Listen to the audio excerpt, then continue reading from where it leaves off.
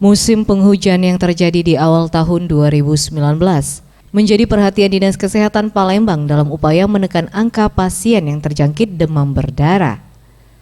Kepala Dinas Kesehatan Palembang Letizia mengatakan, berbagai upaya dilakukan Dinas Kesehatan Palembang untuk menekan angka pasien demam berdarah. Mulai melakukan fogging rutin di semua wilayah di Palembang hingga membagikan ABT atau obat pembasmi jentik nyamuk dan juga 10.000 ekor ikan cupang kepada masyarakat.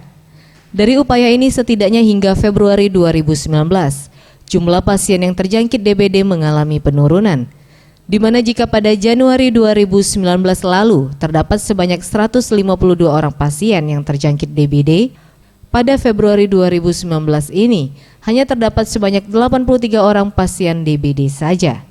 Ia berharap masyarakat khususnya orang tua dapat terus waspada, mengingat mayoritas pasien DBD yang ada di Palembang adalah anak-anak usia 4 hingga 15 tahun. Hingga saat ini kalau untuk bulan Februari ini ada 83 kasus. Kalau bulan kemarin Januari ada 152. Jadi ada penurunan. Tim Liputan Sriwijaya TV.